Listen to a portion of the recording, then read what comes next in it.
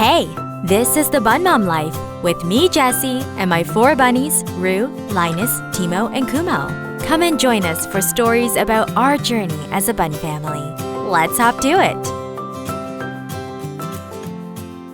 Hello, everyone. Welcome back to our little Bunmom Life Cafe. Hope you have your tea or coffee or treat and that you're ready to sit down and chat. We've had so many of you ask us for this episode about how we bonded Roo and Kumo, and you're curious to know what methods we used. So we're diving into all of that today.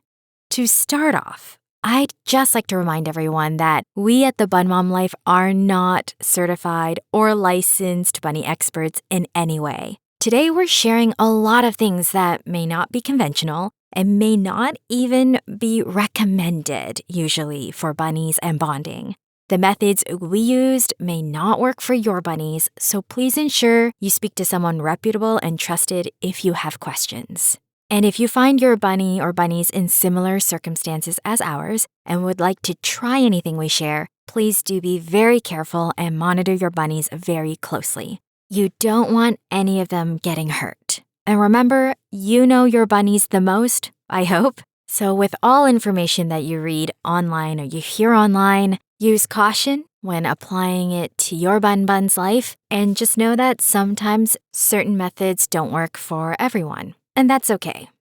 I know that some of you are in the process of bonding your bunnies or are looking to bond your bunnies very soon, and you might be listening to this episode to gain some insight or look for some advice. And I just have to say, use your discretion when listening to this episode and listening to our experience. Because although we didn't stick with traditional methods or techniques for Roo and Kumo, we did use traditional bonding methods and listen to a lot of the online advice and recommendations from the experts for Roo and Linus. And Roo and Linus's bonding experience was an absolute dream, if you've heard that episode already, and everything went very smooth. There is a reason why the majority of the bonding information out there is a certain way, and it's because it's been tested and tried for many pairs of bunnies and have been successful. And in our case, I do think that Roo and Kumo are a special scenario just because of Roo and how she is. And so we really did veer off of a lot of the majority recommended info online. But that's very specific to us and our experience. So I do want to say, if it's your first time trying to bond your bunnies, to probably stick with what has been tried and tested so many times. And let's say after many tries of that, it doesn't work out. And if your bunnies happen to be like Roo, then perhaps you can try tweaking your bonding process and see if it works. But please don't just use our methods and our experience to just go for your bonding. All right? Good luck to you and to your buns, and I hope to hear many successful bonding stories from all of you. We're going to dive right in, and we'll start by talking about the pre-bonding process. During this period, which is the time when Roo and Kumo were separated by a fence but could still see and smell each other, we did only use 1 layer of fencing.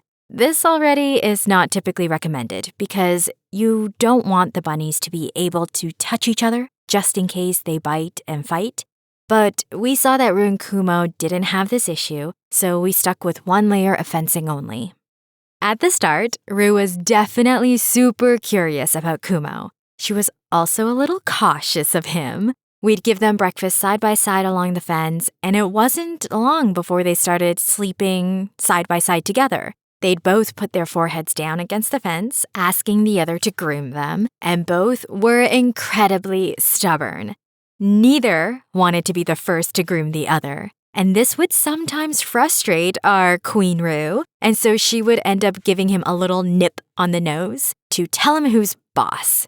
The nip wasn't a bite. It didn't pierce any skin. It was just Roo letting Kumo know that she was the boss, but it would startle Kumo, and he'd do a little jump back. You may remember me mentioning in the last episode that Kumo is a very forgiving bunny. Every time Roo nipped him, he would just put his head back down for her.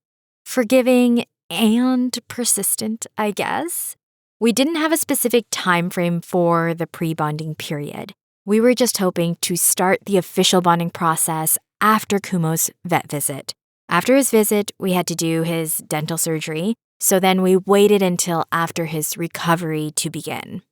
About a week later or so, that's when we decided to finally try bonding Roo and Kumo. For our first attempt, we did try one of the more traditional methods.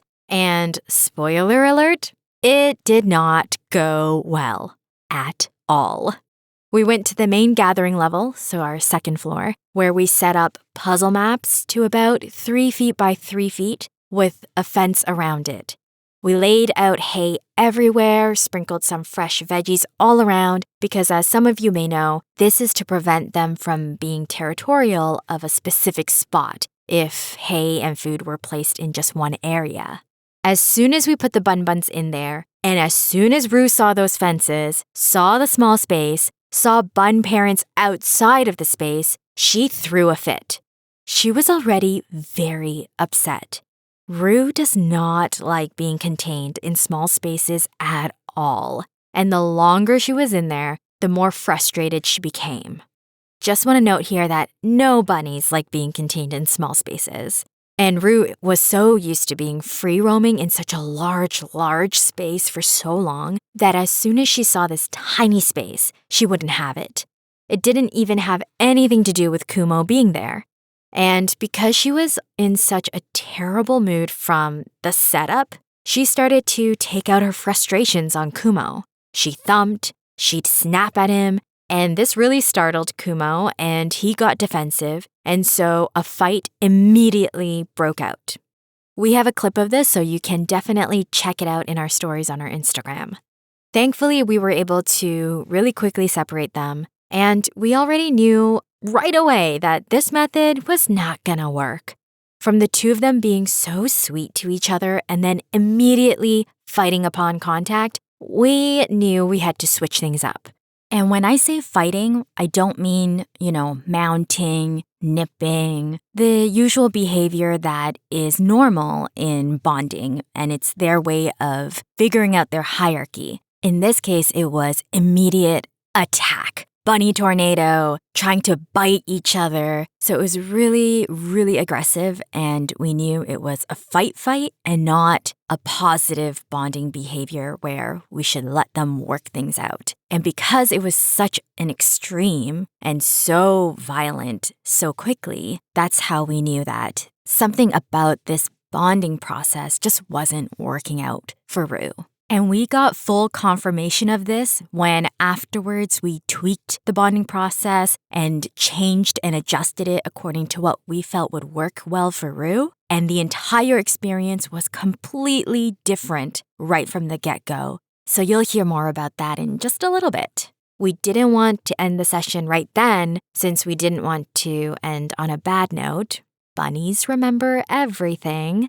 And so we placed them side by side, gave them a treat, gave them lots of pets.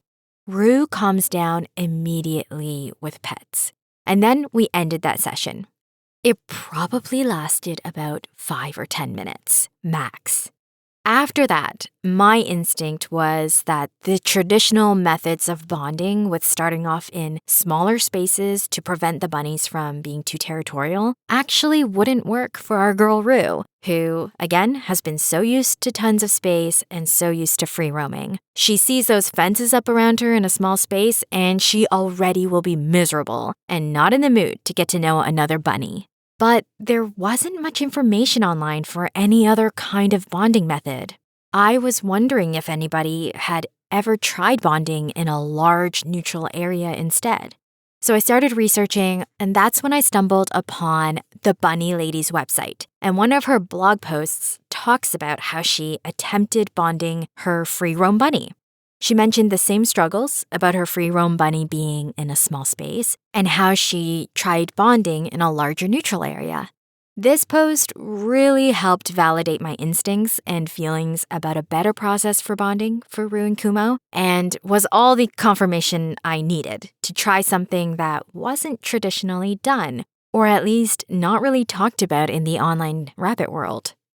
So on May 22nd, we took up our 2 sets of fences and fenced off our kitchen. So pretty much the entire area behind the island, which gave them much more space. Another thing we did was put both their litter boxes into the space. Now again, these are not usually recommended during bonding because anything that smells like either of the bunnies can trigger territorial behavior and make bonding more difficult. But we know Roo pretty well and knew that she would feel so much more comfortable with some familiar belongings in the area. Not too many, but just a few.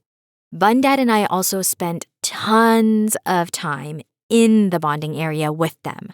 Again, not usually recommended because it's believed that allowing the bunnies their own space to get to know each other is best. But Roo is very attached to Bun parents, and she doesn't like it if she's separated from us. So if we're standing outside the fence and she can't get to us, she is not happy. So during the bonding, we were always within the bonding space, petting her, giving her head massages, and she would relax and calm instantly. And she'd feel, okay, everything's fine. We're just in this new space, but Bun parents are here, so it's all good.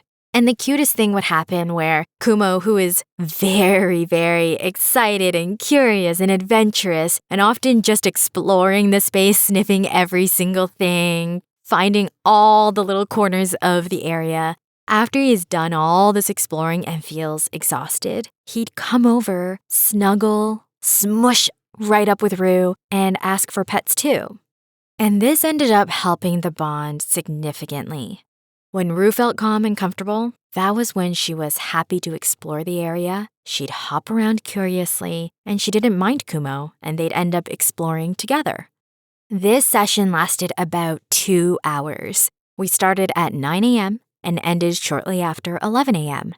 Our plan was to do dates and slowly extend the time they were together. So in this way, we were following some of the more traditional bonding methods. But what a big difference it made having a larger space for our girl Roo. Her demeanor towards Kumo was so much better, and there were 0 attempts to fight. We knew we were on the right path making these adjustments in the bonding process. The next day, we were really busy, so we had their next date 2 days later. We did the same setup again. I continued to stay in the bonding space with them, giving them pets regularly. Once again, everything went really well, and there were lots and lots of snuggles together. I can't remember exactly how long this date went for, but I think it was almost 3 hours. 2 days later, we had another date, but we had a busy day, so we were only able to have them together for about 2 hours. Again, we had only positive behaviors during this session. We have some cute clips of this, so we'll be sure to share. Then the next day is when all the big progress happened. We started early in the morning around 8 a.m., and by 11 a.m., since they were doing so well, and since Bunmom is a little impatient, which by the way, in bonding is not a good thing, we expanded the space quite a bit, extending their bonding area into the dining space from the kitchen area. Our home layout is all open concept, and we also had barely any furniture yet, so it was easy to enlarge the space. We also added a castle in there. The two of them did very well together, exploring the new territory, snuggling again, getting pets together. This is when we saw Roo grooming Kumo for the first time during these bonding sessions. We were very surprised. If you know about Roo and Linus was the one who spoiled Queen Roo and was always the one grooming her. And Roo didn't groom Linus until about 6 months into their bond. So we were pretty surprised that Roo groomed Kumo so quickly. Throughout these bonding sessions, we always ensured to reward them with veggies and forage, sometimes a small treat, just to help make their time together even more of a positive one for them. These two were doing so well together that around 5:30 p.m., yes, literally a whole day together, we expanded the space significantly once again. We added more carpets, we moved their litter box setup from out of the kitchen area so that we could cook and move around the kitchen freely. And it was so cute seeing the two of them follow us around, following us into the kitchen, following us out of it, waiting for their nom-noms. We continued to keep them together. That evening, we added in their forage mats and Roo's castle, and they continued to do really well. At around 9:30 p.m., we extended the space once again. Yes, now their bonding territory extended into our living room area. We still at that time had our old small couch, and it was adorable watching the two of them play around it and play on it. It was so cute. They did stay together overnight without any issues. I slept on the couch to monitor them, and all I heard all night long was the cutest thing. Kumo doing hardcore zoomies and bankies. I don't believe he's ever had this much space in his life. Now he had tons of space to run around in, and he had a friend, a big sister. He was so happy. The next morning, we had breakfast for the first time with them together in their tent. Roo already knew the drill, of course. No matter where we shift that tent, she will always know to run into it for breakfast. Kumo needed a little help navigating, but he got in there really quickly after Roo, and my heart was soaring, swelling to the point it felt it would burst open with joy. The tent always felt much too big when our precious little Linus bear was taken to bunny heaven and only Roo was eating in there, or only Timo was eating in there. Seeing two bunnies in that tent, seeing Roo eat in that tent with a friend again was overwhelming. I felt both immense happiness and also grief. Joy for what we now had and grief for what we lost. It was a very bittersweet moment. The next day, we removed all the fences and Roo and Kumo began free roaming the entire main gathering level. This was on May 29th. And we even, just for a little while, removed the fences to the stairs that allowed them to run up to the third level together. So the third level is where we have our studios and our bedroom. This was the first time Kumo used the stairs, and he was an immediate pro. We didn't give them full access to the third level just yet, as in they could go up anytime they wanted, because we wanted to ensure they were on the same floor, keeping them close together to ensure the bond continued to solidify. Everything was going superbly well until it wasn't. Things were going so well and they were bonded so happily together for about 5 days that was when we decided to remove the fences to go upstairs to the third level. Let them run around up there together without any restrictions, going up and down. And previously, they had no issues running up there and exploring the studio spaces. They had so much fun. But Bundad and I had not thought about the bedroom. Perhaps it was because the first time they went up there was a short visit, so it didn't cause any issues or any negative behavior. But this time, we had let them run around longer.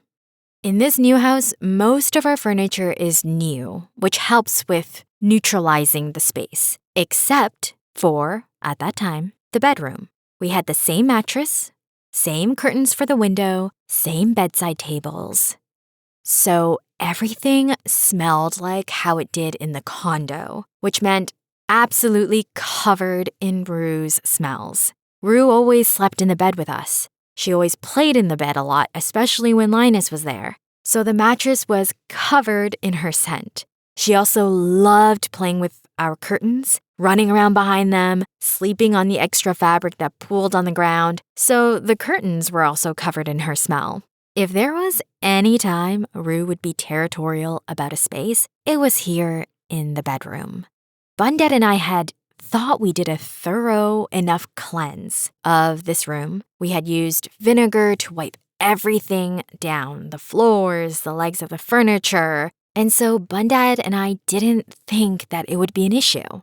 So the bunnies were running around happily together upstairs. I went down to the main level to get a workout in, and as I was working out, suddenly I heard Bundad shout and run down the hallway. The bunnies were in the bedroom and they were fighting. I rushed upstairs. We each picked up one of the bunnies. Thankfully, they were very easy to separate. Their fights weren't too severe, and Kumo was easily distracted by sounds, so he would just stop and run over to us. Sadly, at that moment, we had to separate them. We brought them back downstairs, gave them time to calm down, and then put them in the same space again. And they seemed to be doing fine. The two of them ended up being able to be in the same space without fighting and would even snuggle and sleep. But it was also the daytime, which is their sleepiest time. So I think that played a part in them being calm and indifferent towards each other. There were no more fights that day. But of course, now that that fight had happened, we were very wary and cautious. That night, I slept with one eye and both ears open. And sure enough, in the middle of the night, I heard the sounds of an altercation, immediately sprang up and rushed to them.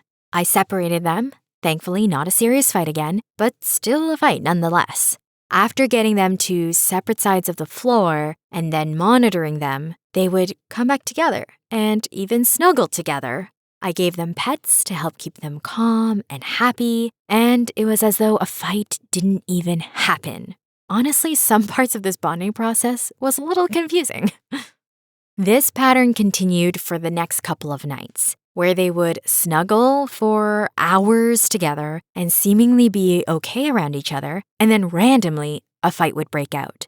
But after that, they would snuggle again, sleep near each other again. Their bond became like walking on a tightrope or a thin sheet of glass. It was there, but any small bun thing could trigger a fight. And we do believe this happened because of them being in the bedroom where Roo got territorial.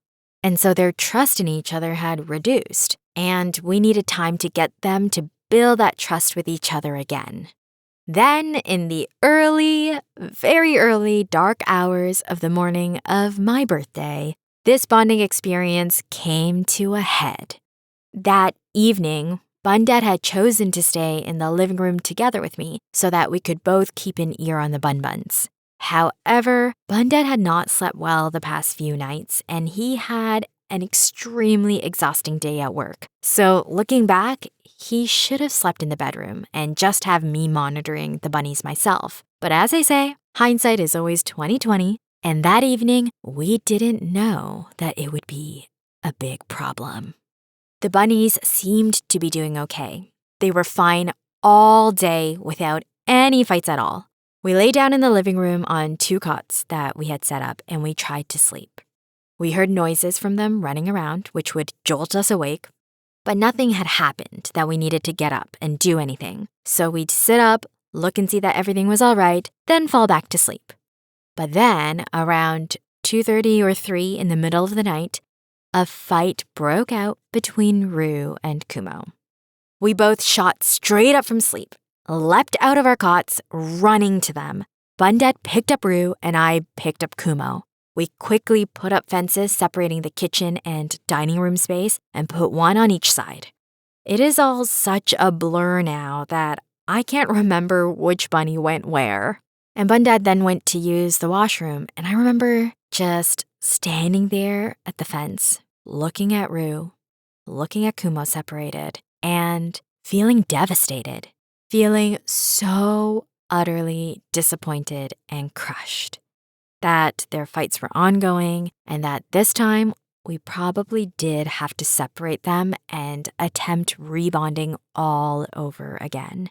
And deep inside, my fear was that they wouldn't bond. I felt heartbroken in that moment, and I did wonder if Roo would ever be willing to bond again to another Bun Bun that wasn't Linus. The roller coaster ride did not end there. After a while, Bun Dad came out of the washroom. He was in there for a while, and at that time, I thought he was just doing his business. But he came out and he said, "I don't feel well." And he started to walk back to the area where our cots were set up. But he began to sway dramatically. So dramatically, in fact, that it looked like in those comedy movies when someone was pretending to be really drunk and was swaying left and right. That's how he looked. And I was very confused in that moment. It almost looked comical, so there was a point where I thought, is he joking around? Which made zero sense to me because all I felt in that moment was sorrow and disappointment. But then, right before my eyes, Bun Dad collapsed.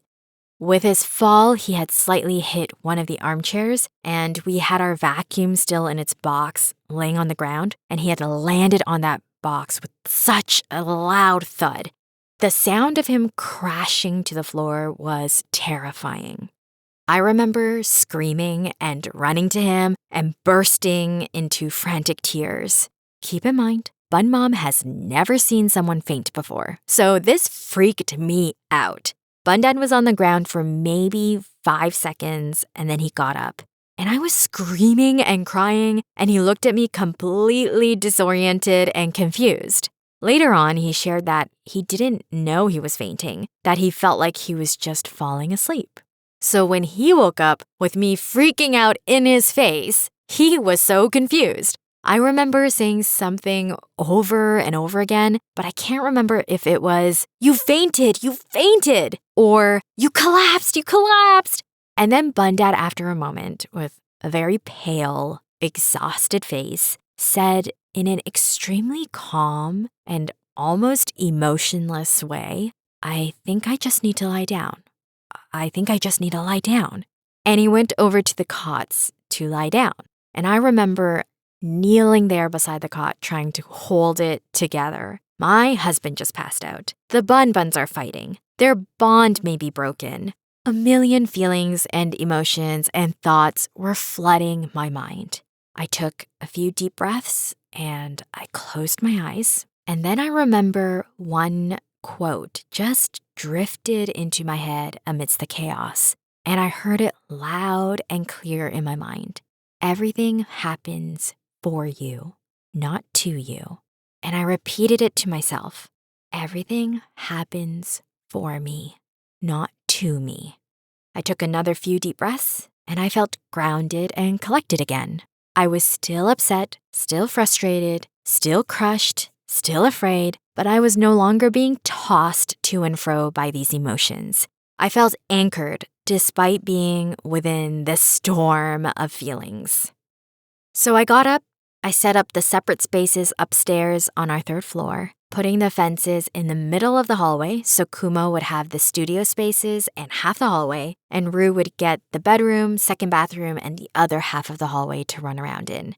I moved the litter boxes, water bowls, their toys, hidey houses into their respective spaces.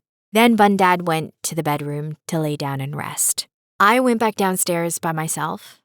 I sat in the middle of my living room, and I gave myself a moment to let all the roller coaster of emotions wash over me.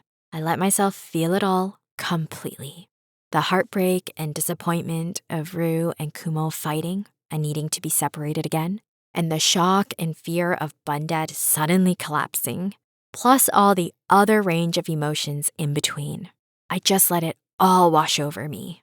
And then once I felt I gave enough time to acknowledge how I was feeling and gave myself permission to feel it all, to cry it out, to rage a little bit, then I collected myself and went back upstairs, and I no longer felt so overwhelmed. Kumo was playing around in his area, and Roo was in the bedroom sleeping on top of the curtain. By the way, if you're wondering how she's sleeping on top of the curtain, it's because the curtains at that time in our bedroom were from our condo, where the window was a lot taller. So now in our new bedroom, the extra material pools on the floor. Now we have new curtains for the bedroom, which is great. I slipped into bed. I put my arms around Bun Dad and I said, "That really scared me." And then we decided that to be safe, we would go to emergency to have Bun Dad checked out. So we got up and arrived to the hospital around 5 a.m.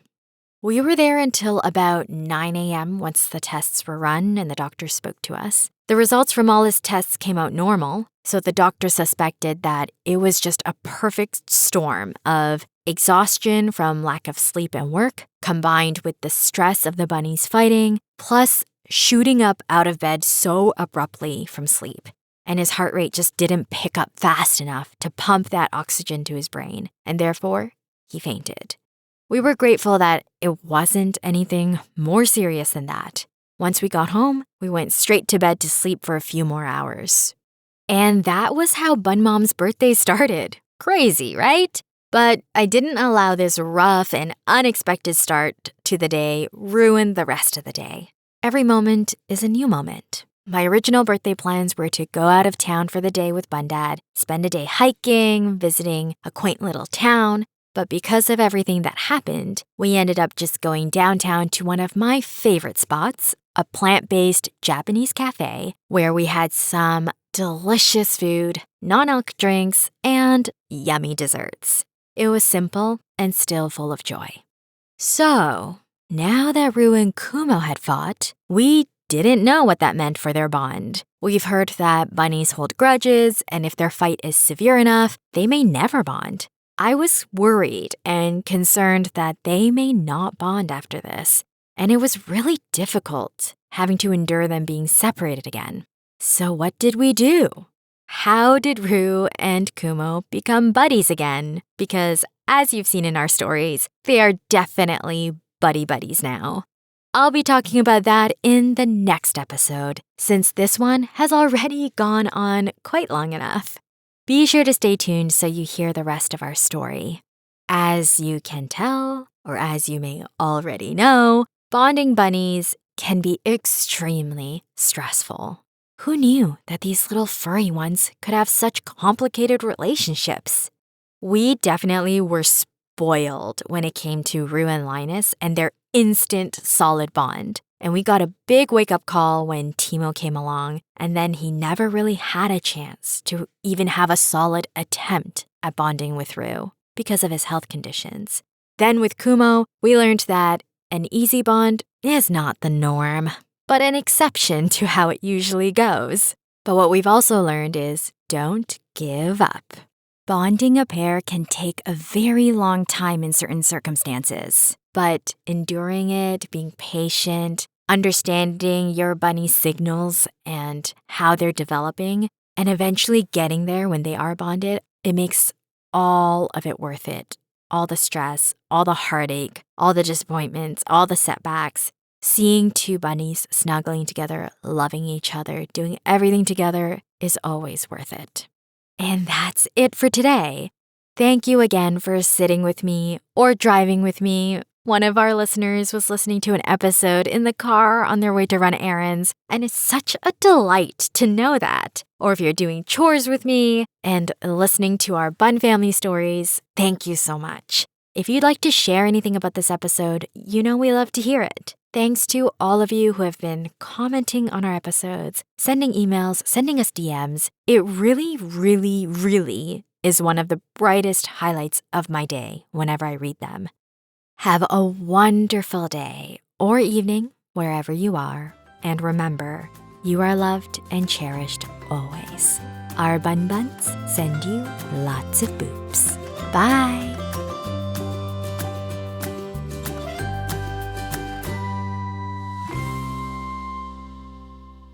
Hey, we're back.